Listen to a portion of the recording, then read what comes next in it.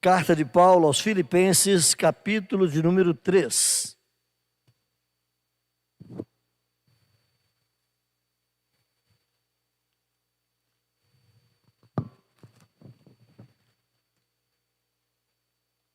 Nós vamos ler, queridos irmãos, apenas versículos 1 a 3. Filipenses, capítulo 3, versos 1 a 3, que diz assim: Quanto ao mais, irmãos meus, alegrai-vos do Senhor. A mim não me desgosta, e a segurança para vós outros que eu escreva as mesmas coisas. Acautelai-vos dos cães, acautelai-vos dos maus obreiros, acautelai-vos da falsa circuncisão.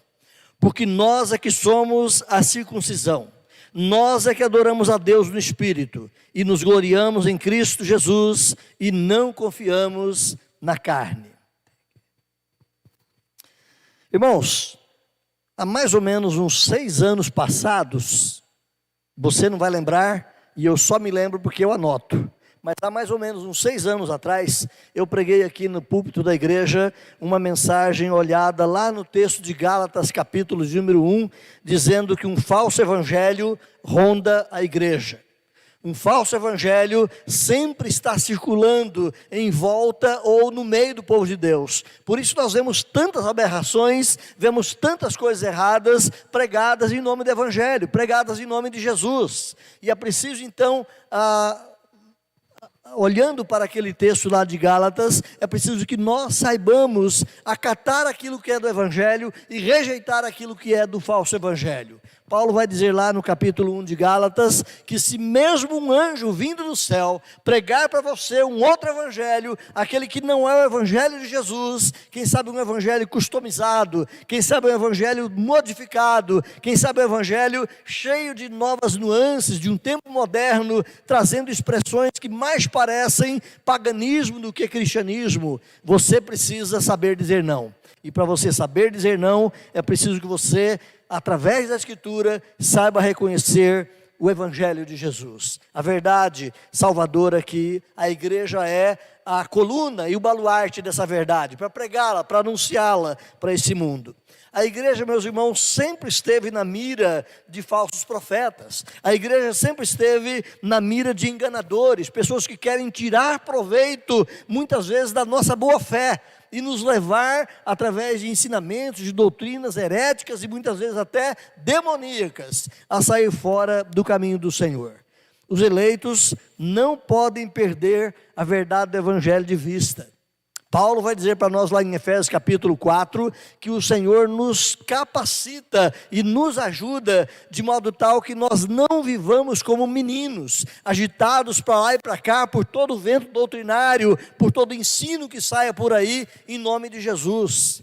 Nem tudo que reluz é ouro, diz o ditado, nem tudo que é dito em nome de Jesus é de fato em nome de Jesus. Nem tudo que é dito em nome do Senhor, usando muitas vezes a palavra, é realmente ensino da palavra de Deus. Então o eleito não pode perder de vista esse evangelho de Jesus. Exige-se de cada um de nós que estejamos muito bem alicerçados, muito bem fundamentados na palavra, capazes de perceber muitas vezes o erro que vem ao nosso encontro, para que nós não caiamos no erro e para que nós ajudemos outros irmãos também a não caírem. É preciso que nós possamos ter condições de apresentar a verdade do Evangelho em contraposição aos ensinos falsos que nos rodeiam o tempo todo.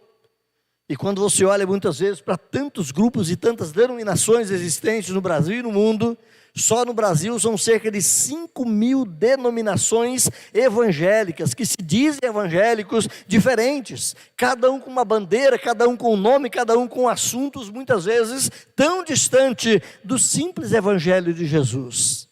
É preciso que nós nos atenhamos e nos apeguemos à verdade do Evangelho, de modo tal que nós consigamos não cair nas heresias e nos erros, e ao mesmo tempo consigamos ser uma bênção no ensino, na ajuda e na travessia, para muitos irmãos nesse caminho tão difícil.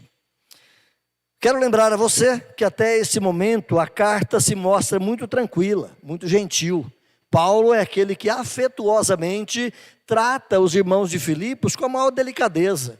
Nós já dissemos em outros momentos dessa série expositiva que Paulo, por exemplo, não tem muitas recriminações a essa igreja, ele não tem muitos ajustes a fazer com essa igreja, ele tem muito mais a elogiar, a galantear, a fortalecer os irmãos, do que muitas vezes puxar as suas orelhas. Quando você lê as cartas de Paulo aos Coríntios, especialmente, as duas cartas, é chicotada de ponta a ponta, é reprimenda aqui e ali, é ajuste, é fortalecimento, mas também puxões de orelhas e, quem sabe, disciplinas na vida daquela igreja, porque eles iam, muitas vezes, pelos caminhos errados. Mas na carta de Paulo aos Filipenses, você não encontra muitas dessas recriminações. É Paulo que fala afetuosamente, gentilmente àquela igreja. Mas no capítulo 3, subitamente, parece que Paulo dá uma virada. Parece que Paulo interrompe aqui a sua fala mansa e tranquila dos capítulos iniciais e retoma com o tema de exortação mais veemente àqueles irmãos. Alguns estudiosos, irmãos, até acreditam que esta seção do capítulo 3 não faça parte da carta de Paulo aos Filipenses. A questão que eles levantam, os eruditos do estudo bíblico, é para lembrar que Paulo não escreveu apenas uma carta às igrejas, mas ele pode ter escrito, quem sabe, várias outras cartas também a essa comunidade de Filipos, instruindo, orientando, fortalecendo os irmãos, assim como escreveu para a igreja de Corinto, pelo menos 4 cartas. No estudo ali de Corinto, você percebe a presença de outras cartas, respostas a questões que os irmãos de Corinto mandaram para Paulo, e ele entra no assunto respondendo.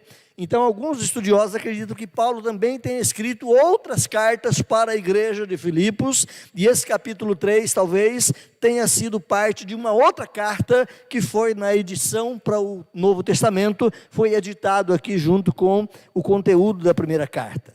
Isso são suposições. Nós não temos a absoluta certeza de que houve uma outra carta e de que esse período desse capítulo seja então um fragmento de uma outra epístola fundido nesta epístola aqui. Quando você lembra ou estuda a história de Policarpo, Policarpo foi um discípulo de quem mesmo? De João, né? E a palavra Policarpo significa muitos frutos. Então era o frutuoso, era o frutífero discípulo de João. Logo depois que João morre, no ano 106, mais ou menos uns 10 anos depois da morte de João, Policarpo também morre.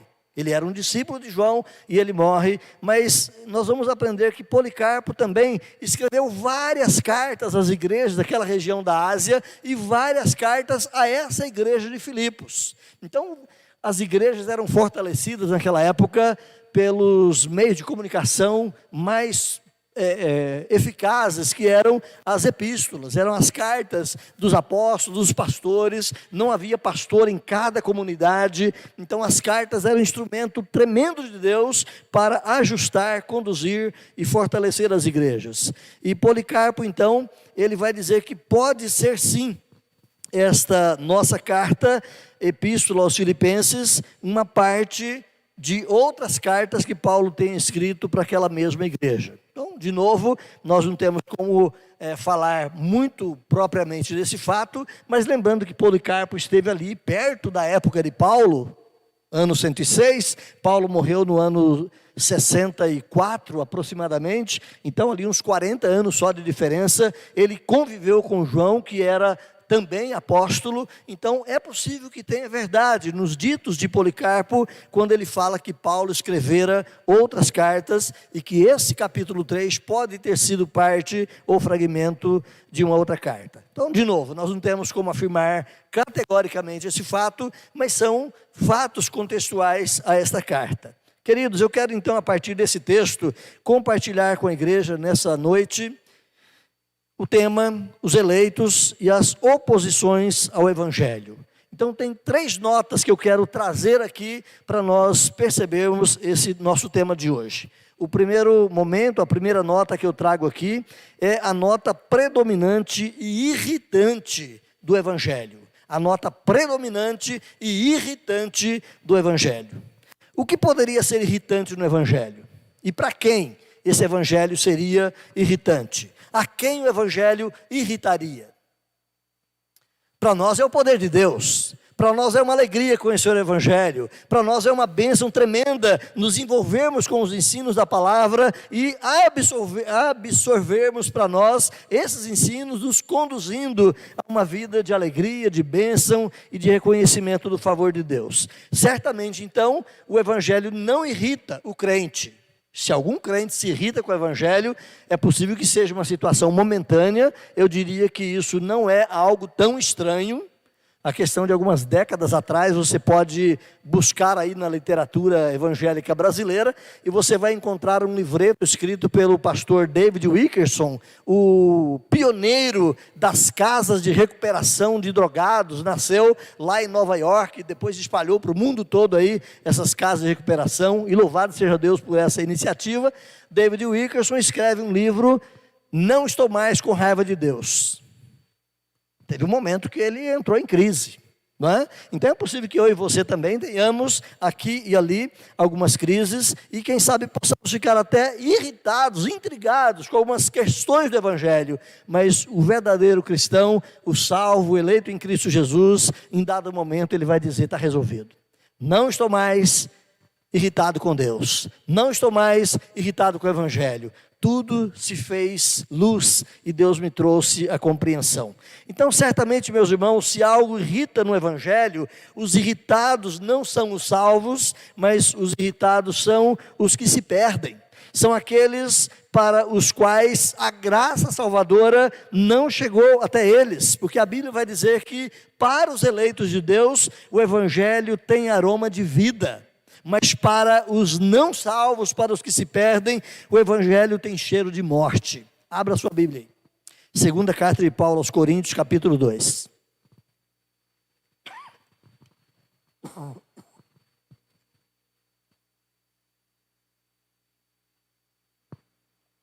Segunda de Paulo aos Coríntios, capítulo 2, versos 14 a 16, Paulo diz assim: graças, porém, a Deus, que em Cristo sempre nos conduz em triunfo e por meio de nós manifesta em todo lugar a fragrância do seu conhecimento.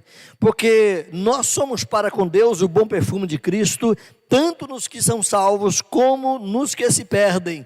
Para com os que se perdem, somos cheiro de morte para morte, mas para com aqueles, os que se salvam, somos aroma de vida para vida. Quem, porém, é suficiente para entender isso? Quem, porém, é suficiente para estas coisas? Pergunta o apóstolo. Então, para aqueles que são salvos, o Evangelho cheira a vida, tem um aroma delicioso, tem mensagens tremendas a impactar e fortalecer a nossa vida nessa caminhada. Mas para aqueles que se perdem, para aqueles que não são agraciados com a fé salvadora, para aqueles que não são alcançados pelo favor divino, para eles o Evangelho cheira mal.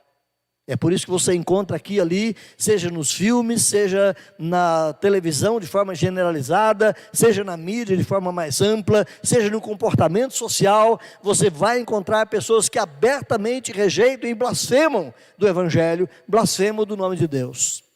Estava hoje pela manhã, meditando um pouco nisso, estava lembrando que os filmes, mesmo os hollywoodianos, lá da década de 50, 60, os irmãos que são mais velhos aí então, ou os irmãos novos também que gostam de curtir alguns bons filmes da época, vão lembrar que muitos deles traziam mensagem do Evangelho, muitos deles tinham hinos tradicionais tocados lá no meio dos filmes, seja ele um faroeste, seja ele um romance, seja ele uma aventura. Mesmo os filmes hollywoodianos traziam o Evangelho de uma maneira mais honrosa. Mas vai assistir um filme de Hollywood hoje. Eu assisti um filme essa semana, eu gosto de aqui e ali, nos momentos que é possível, também me entreter um pouquinho, descansar a cabeça, e assisto alguns filmes aqui e ali. Os meus filhos é que sabem disso, né? Quantos que eu posso assistir. Mas, nesse filme que eu assisti, não me lembro nem o nome dele no momento, me perdi aqui, o nome do filme, queria lembrá-lo aqui, é Inacreditável. Na verdade é uma pequena série, sobre uma situação de estupro, etc e tal. Interessante ver ali a questão da justiça acontecendo nessa série, mas o que eu queria destacar nesse seriado é que uma das investigadoras daquela situação dos assédios e dos estupros de várias mulheres. Uma das investigadoras daquele seriado ali, ela blasfema de Deus, ela fala mal de Deus, ela xinga Deus, ela ora para Deus com palavrões, ela fala coisas horríveis. Meus irmãos, parece que a indústria cinematográfica de hoje está aliada à demonização do próprio sistema de vida humano, e parece que eles estão nos ajudando a ver essas porcarias, que muitas vezes é um entretenimento, mas muitas vezes não é tão bom assim, está nos ajudando a nos acomodar e nos ajustar, quem sabe, a uma diminuição da glória, da honra e da reverência ao Senhor. Então, para aqueles que se perdem, o evangelho cheira mal.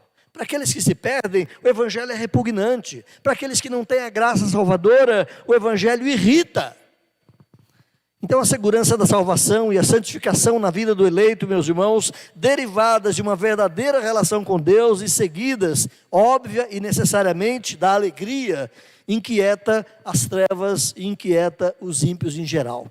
Quando eu falo aqui de algo que é uma nota de irritabilidade, é justamente o que Paulo coloca no versículo 1, quanto ao mais, irmãos meus, alegrai-vos no Senhor.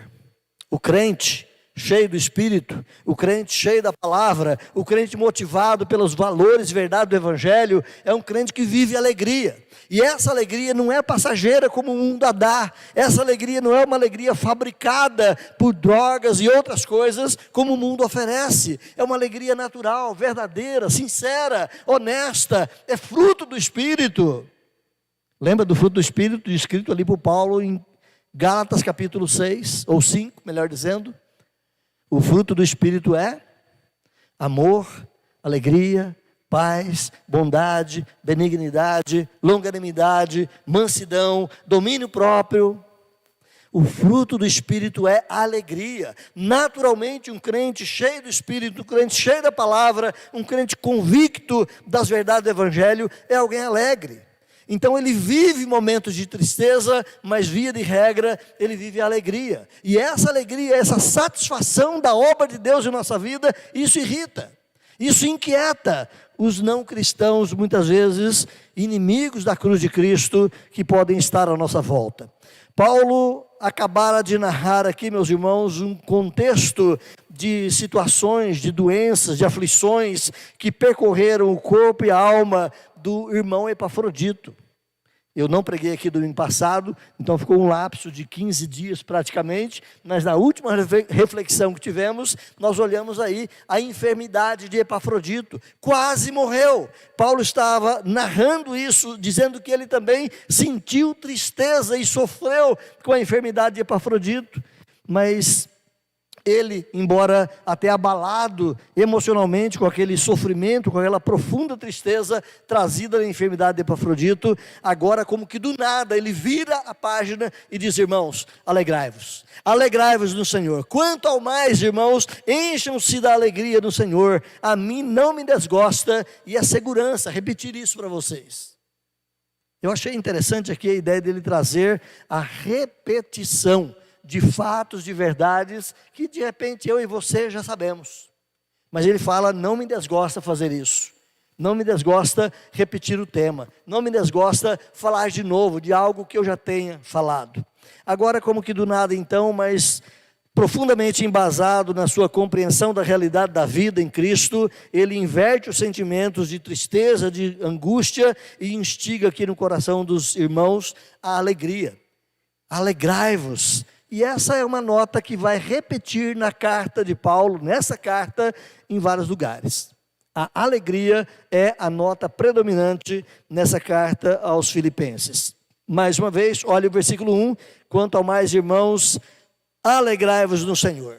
Alegrai-vos no Senhor. No capítulo 4 ele vai repetir também outras vezes: alegrai-vos. Mais uma vez eu digo: alegrai-vos, alegrai-vos no Senhor. A alegria cristã, meus irmãos, é algo que ultrapassa a compreensão e a aceitação do não salvo. Ele se irrita. Por que é que o crente, mesmo na luta, por que é que o crente, mesmo no sofrimento, mesmo na angústia, mesmo diante de problemas, ele mantém a sua paz, a sua serenidade, ele mantém a sua tranquilidade, a sua confiança? Óbvio que aqui e ali, diante de uma situação difícil, eu e você podemos ou possamos balançar, mas a nota que predomina na vida do crente é que ele é alguém alegre. Reverendo Hernandes Dias Lopes, no comentário sobre Filipenses, ele diz que Paulo reafirma para a igreja o tema básico dessa carta, a alegria. A alegria cristã não é a ausência de problemas, nem circunstâncias favoráveis. A alegria cristã está centrada não em coisas ou situações, mas a alegria cristã está centrada na pessoa de Jesus Cristo. Ele é a nossa alegria. A nossa alegria, portanto, é uma alegria cristocêntrica, diz o reverendo Hernandes. A boa notícia, meus irmãos, do perdão, a boa notícia da vida eterna é o coração do Novo Testamento. A mensagem central do Evangelho é essa: Deus perdoa e Deus garante a você a vida eterna e te chama para fazer parte do seu povo. Então, essa alegria cristã se deriva de fato, por isso aqui então, essa alocução que o apóstolo coloca no Senhor. A sua alegria não é por outra base, não é por outra coisa, não é por outra fonte, mas a sua alegria deve ser no Senhor. Todo regozijo, conforme se vê nessa expressão, deve-se, meus irmãos, à nossa comunhão com Cristo. Então, quando o crente se estremece, quando o crente se esmorece, quando o crente diminui a intensidade da sua comunhão com o Senhor, certamente ele também vai cair muitas vezes na depressão, na opressão, na dificuldade, vai perder, quem sabe, a alegria. Mas no Senhor o crente é alegre. Essa expressão em Cristo é uma expressão interessante que Paulo usa nas suas cartas por cerca de 64 vezes. Se você pegar as cartas de Paulo e for circundando ali, cada vez que ele fala essa expressão em Cristo, você vai perceber 64 vezes essa expressão aparece ali. Porque todos os crentes estão em Cristo. Não existe salvação fora de Cristo. É preciso estar em Cristo para ser salvo. E quando nós falamos crentes aqui, não é o pejorativo, nominativo, apenas de dizer qualquer pessoa de qualquer igreja. Mas quando a Bíblia usa esse termo crente, o pisteuon, aquele que está crendo, é aquele que está realmente nessa fé salvadora em Cristo Jesus, que confia plena e terminantemente no sacrifício de Jesus em seu lugar. Então, porque todos os crentes estão em Cristo, todos os crentes compartilham desse companheirismo comum e também de uma alegria comum. Somos irmãos, nos alegramos, nos envolvemos, temos comunhão e vivemos em alegria comum. Não é uma alegria como o mundo dá, disse o Senhor Jesus, mas é uma alegria duradoura. Para que a minha alegria esteja em vós, é a palavra de Cristo lá no capítulo 15 de João. Cristo, portanto, irmãos, é a fonte originária da alegria do crente. Então o apóstolo vai mencionar aqui uma vez mais esse tema. Eu reforço com vocês, não me desgosta, é segurança para mim repetir esse fato: alegrai-vos no Senhor. Segunda nota que eu quero trazer sobre o texto, meus irmãos, além dessa nota de irritação do Evangelho, que provoca ânimos naqueles que não são salvos, é a nota prudente que circunda também todo o Evangelho. Eu e você somos chamados à cautela. Eu e você somos chamados à vigilância. Eu e você somos chamados a estarmos antenados, para que não sejamos enredados, enganados por pessoas que, usando do Evangelho, nos levem, quem sabe, a distorções, a erros ou a desvarios na caminhada cristã. Então, seja no ensino do Senhor Jesus Cristo, seja no ensino dos apóstolos, esse chamado à constante vigilância se faz presente sempre. Então sempre você vai perceber Jesus dizendo: acautelai-vos. Jesus dizendo: sede vigilantes, vigiai e orai, cuidem. Jesus sempre exortou o seu povo à vigilância. E Paulo aqui, de uma maneira extraordinária, especialmente no versículo 2, ele também nos chama a essa tríplice reiteração da vigilância. Olha como ele repete: acautelem-se, acautelem-se, acautelem-se, ou na expressão da Revista Atualizada, acautelai-vos, acautelai-vos, acautelai-vos. Ele repete aqui 3 vezes essa expressão. Essa questão de repetir 3 vezes na Bíblia é muito comum. Você vai encontrar isso em vários lugares. Santo, santo, santo é o Senhor dos Exércitos. É uma repetição que você tem lá em Isaías. Lá em Jeremias 7, versículo 4, você vai encontrar Jeremias dizendo: templo do Senhor, templo do Senhor, templo do Senhor. Você vai encontrar Jeremias dizendo lá no capítulo 22, ó terra, terra, terra. Então essa forma de repetir lá na língua hebraica, essa tríplice repetição, é uma forma de enfatizar e de chamar a atenção para aquilo que realmente é notório e importante. O que Paulo está dizendo aqui é: fiquem atentos, cuidado, sejam vigilantes, não se permitam ser enganados. Então, ao usar essa tríplice expressão, acautelem-se ou acautelai-vos, o apóstolo punha ênfase na urgente necessidade de cuidado, de vigilância, de cautela, que os crentes de Filipos deveriam ter em relação àqueles que ele vai dizer numa observação mais à frente, nesse mesmo capítulo, versículo 18, cuidado com os inimigos da cruz de Cristo, cuidado com aqueles que, parecendo serem irmãos, pregam o evangelho ou ensinam um comportamento que não é do evangelho de Jesus. William Hendrickson foi um pastor reformado também, já falecido há alguns anos atrás. Ele vai dizer que as 3 palavras são, por assim dizer, batidas com o martelo para que chamem a atenção, a fim de que a igreja de Filipos, atentando para essas palavras, se salvaguarde contra prejuízos espirituais e morais que poderiam dominar aquela igreja. Olhe só: acautelai-vos dos cães, acautelai-vos dos maus obreiros, acautelai-vos da falsa circuncisão.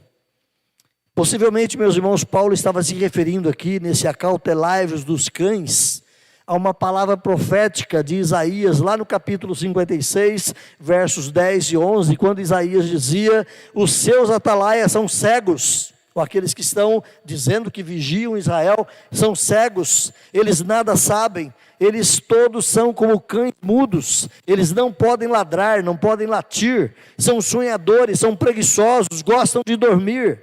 Tais cães são gulosos, nunca se fartam, são pastores que nada compreendem e todos se tornam para o seu próprio caminho, cada um para a sua própria ganância, todos, sem exceção. Parece que Paulo estava lembrando aqui da palavra de Isaías, que chamara os falsos mestres da sua época de cães.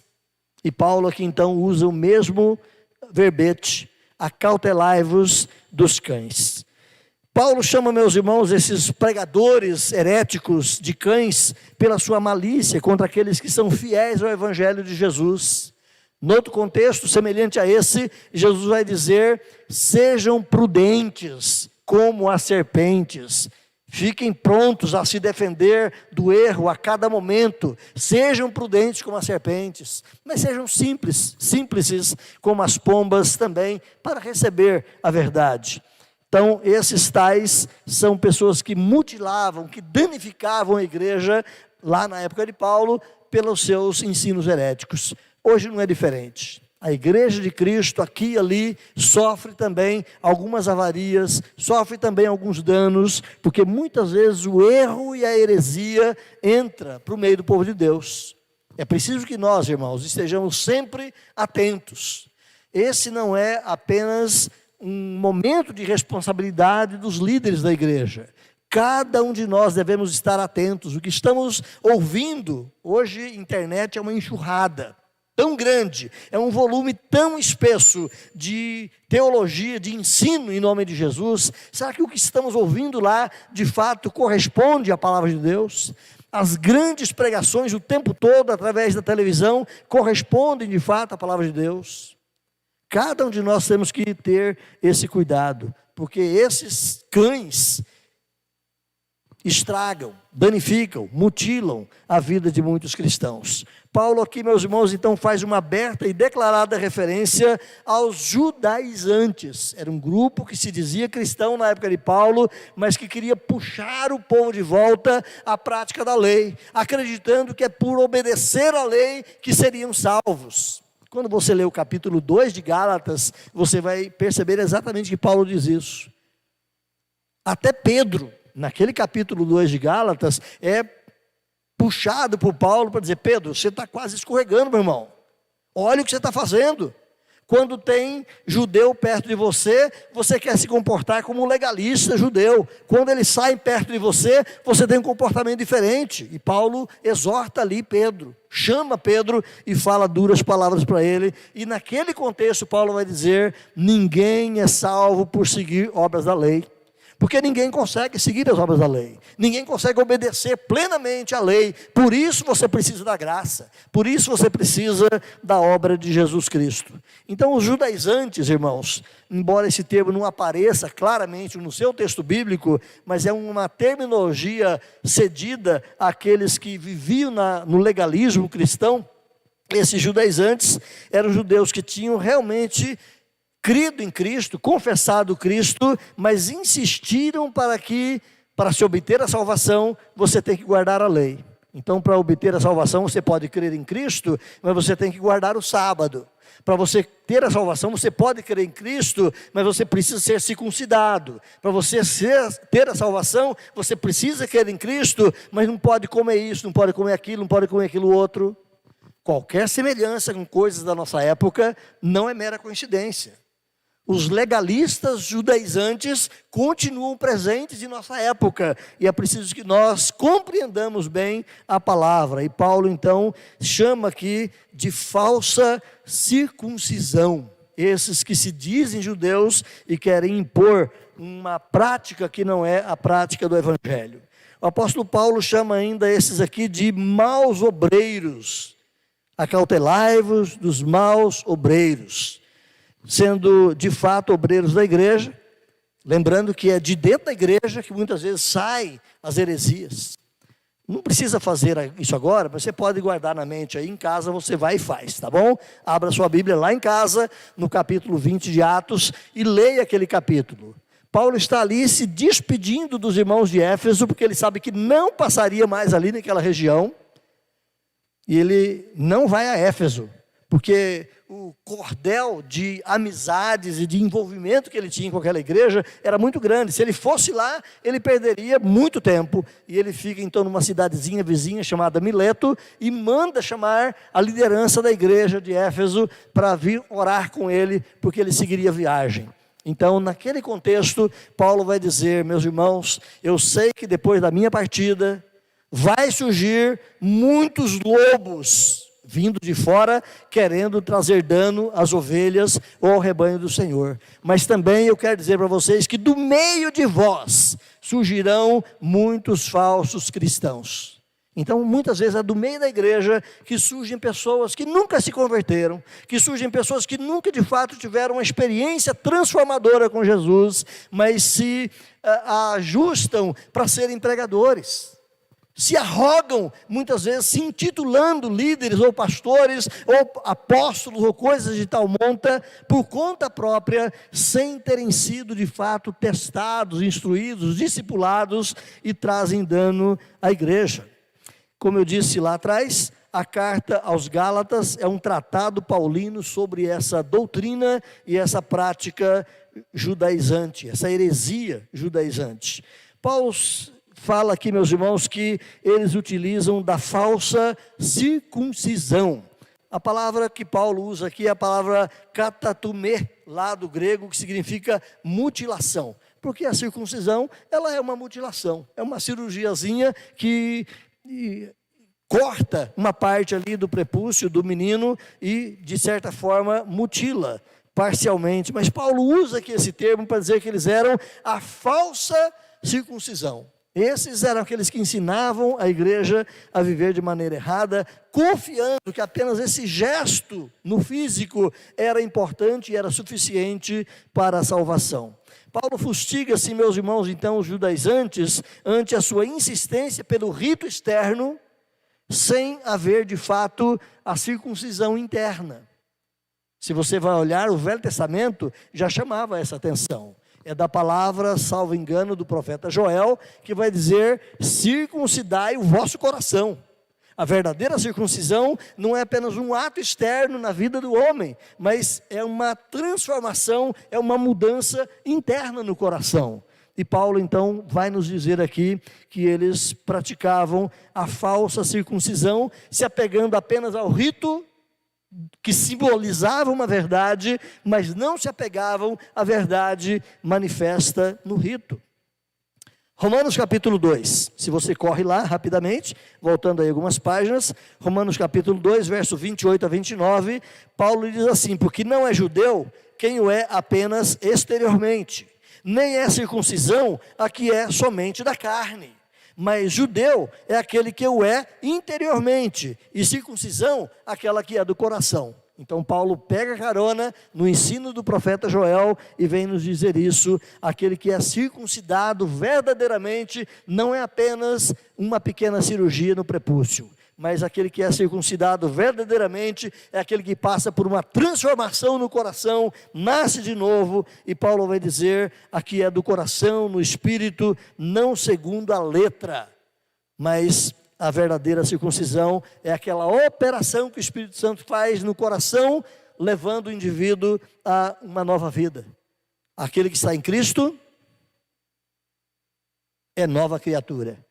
Não é apenas um novo religioso, não é apenas alguém que mudou de religião, não é apenas aquele que mudou de igreja, aquele que virou crente na verborragia popular. Não, o verdadeiro cristão é aquele que passou por uma transformação interior, que teve uma mudança verdadeira pela ação de Deus no Espírito. A nota prudente, meus então, que circundava o Evangelho nos dias de Paulo é essa: acautelai-vos, fiquem espertos, cuidado para não serem enganados. E aquela nota que Paulo emite lá é a nota que eu e você precisamos ter também aqui: acautelai-vos. Cuidado, irmãos, com as pregações que tem por aí. Cuidado, irmãos, com um monte de coisa dita em nome do Evangelho. Cuidado, irmãos, com muita coisa falada em nome da Bíblia. É preciso checar, é preciso, no dizer de João, sondar ou pesar os espíritos. É preciso saber se realmente eles são de Deus ou não. E como é que eu sei disso?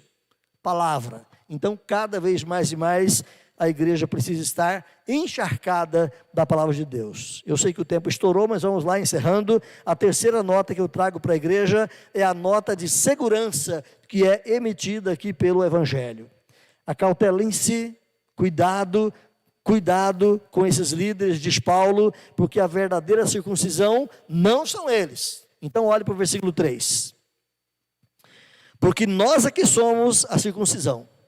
Nós é que adoramos a Deus no Espírito, nos gloriamos em Cristo Jesus e não confiamos na carne. Então, de modo claro e inequívoco, meus irmãos, o apóstolo afirma que nós, os cristãos, tirados dentre os judeus e dentre os gentios, nós é que somos os verdadeiros e únicos circuncidados.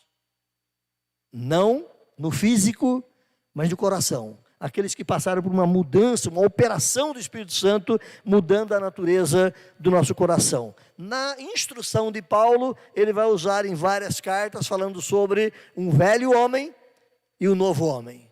Aquele que passou pela mudança espiritual, ele tem um novo homem. Ele tem uma nova natureza, ele tem uma nova disposição em servir ao Senhor. Romanos 9, 24, Paulo diz: os quais somos nós, a quem também chamou, não só dentre os judeus, mas também dentre os gentios. Então aqueles que são o povo de Deus, os judeus verdadeiros, não são apenas os nascidos em Israel, mas são judeus e gentios, que foram alcançados pela graça de Deus, chamados pelo Senhor. Então o judeu não é melhor do que o gentio.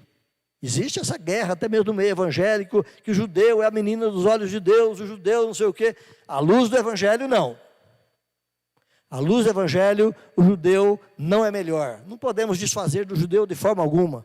Foi uma nação abençoada, uma nação separada por Deus para ser um instrumento na qual nasceria o Messias. Uma nação usada por Deus para ser a conservadora da palavra. Irmãos, esse povo teve um cuidado extremamente zeloso pela palavra de Deus. Por muitas e muitas vezes a palavra poderia ter sido varrida, sumida do mapa, mas o zelo judaico foi um instrumento de Deus para preservar a palavra. Lembram-se das descobertas de Qumran? Agora, em 1947, esse é um testemunho tremendo do zelo e do cuidado do povo judeu, preservando ali a palavra de Deus. Romanos 3,9, Paulo diz: que se conclui? Temos nós qualquer vantagem, nós judeus? Paulo vai dizer: não, de forma nenhuma, pois nós já temos demonstrado que todos, tanto judeus quanto gregos, estão debaixo do pecado. Então, para Paulo, judeu não é melhor do que ninguém.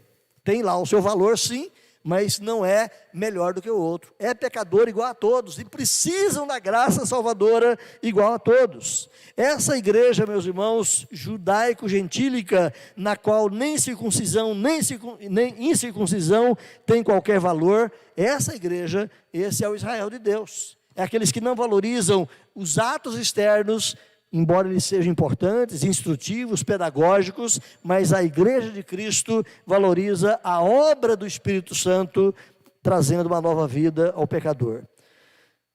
Gálatas 6,16, Paulo vai dizer também: e a todos quantos andarem de conformidade com esta regra, paz e misericórdia sejam sobre eles e sobre o Israel de Deus. O povo de Deus não é judeu, mas o Israel de Deus são aqueles que creram e que creem no Evangelho de Jesus. Pedro vai dizer: vós porém sois raça eleita, nação santa, povo de propriedade exclusiva de Deus. Vocês é que são esse povo. E quando você pega essas terminologias utilizadas por Pedro, nação santa, povo eleito, povo de propriedade exclusiva, isso eram terminologias usadas lá no Velho Testamento para falar sobre Israel. Pedro agora diz isso para os gentios. Lembra que Pedro estava escrevendo a sua carta para as igrejas da região da atual Turquia, a antiga Ásia Menor? Ele está dizendo: vocês aí, que não são judeus, vocês é que são aqueles que deveriam vivenciar, receber e encarnar todos os predispostos que Deus falou acerca do judeu. Vocês é que são o Israel de Deus. Na sequência da argumentação, irmãos, Paulo fornece então aqui uma tríplice descrição desses verdadeiros circuncidados. Olha o que Paulo diz aí, versículo 3: nós adoramos a Deus no Espírito. Nós que fomos alcançados pela graça salvadora, nós é que adoramos a Deus de verdade. Lembra que Jesus disse: o Pai procura para si adoradores que o adorem em espírito e em verdade. Então, Paulo vai dizer: nós que fomos alcançados pela graça, nós é que adoramos a Deus no Espírito. A adoração dos eleitos de Deus é direcionada pelo Espírito. Essa adoração procede de personalidades ou de pessoas que foram renovadas, energizadas pelo Espírito. Então, ele não indaga: a carne dos adoradores está ou não está circuncidada? Paulo não pergunta isso. Apenas: olha, o seu coração foi ou não foi mudado pelo poder do Espírito Santo? Se foi, você é um circuncidado, espiritualmente, perante o Senhor. Se não foi, a mera circuncisão não resolve o problema. É preciso ter o coração mudado. João vai dizer, como já repetimos: Deus busca aqueles que o adorem em espírito e em verdade. Paulo repete mais ainda, irmãos: além de sermos nós que somos a circuncisão verdadeira, Paulo diz: nós nos gloriamos em Cristo Jesus. Então, Paulo é amante de alguns sinônimos sobre arrogância, sobre jactância, sobre gloriar-se, sobre o exultar-se, e ele aqui vai usar de maneira positiva. Nós é que nos orgulhamos diante de Deus, nós é que nos gloriamos em Cristo Jesus. Então, gloriar-se em Cristo, meus irmãos, é descansar inteiramente que Jesus é o único que pode de fato resgatar e salvar a nossa vida. Gloriar-se em Cristo é confiar apenas no sacrifício da cruz, não em mim, não nos ritos religiosos, não nas questões ligadas ao externo religioso, mas gloriar-se em Cristo é confiar plena e totalmente no sacrifício de Jesus, na sua expiação lá na cruz, como base para a minha salvação. Não tem outro jeito. O que eu faço não ajuda a Deus. O que eu faço não resolve o problema do pecado. Eu preciso confiar plena e completamente em Cristo Jesus. E a terceira expressão que Paulo vai dizer aqui, terminando o versículo 3, ele vai dizer: nós não confiamos na carne. Então é óbvio que se uma pessoa se gloria constantemente em Cristo, a confiança dele está plenamente em Cristo.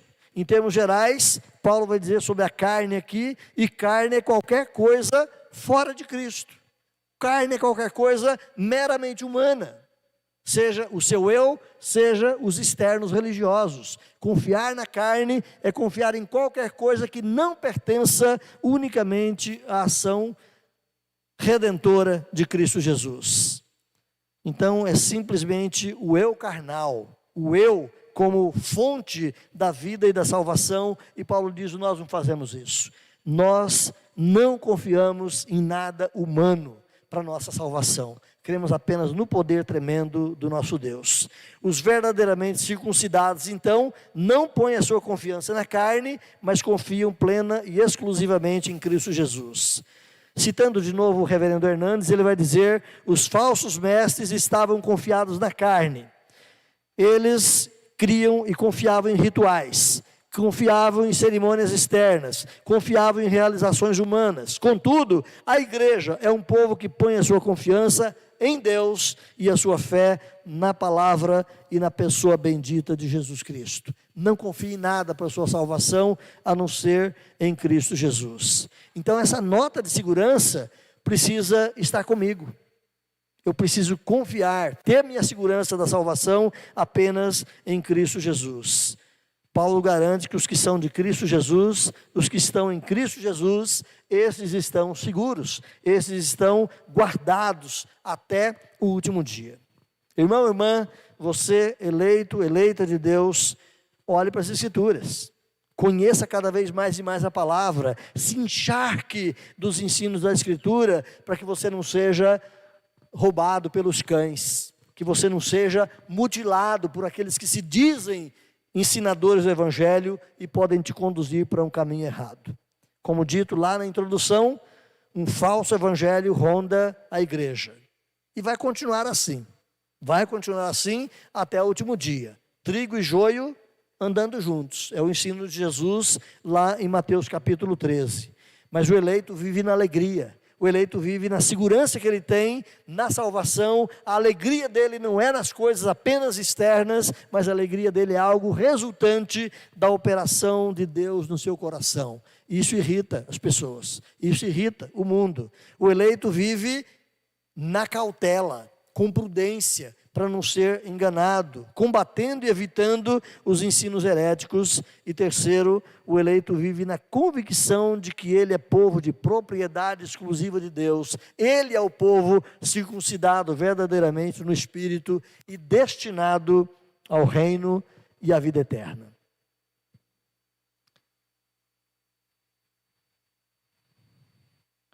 Os eleitos e a oposição ao Evangelho.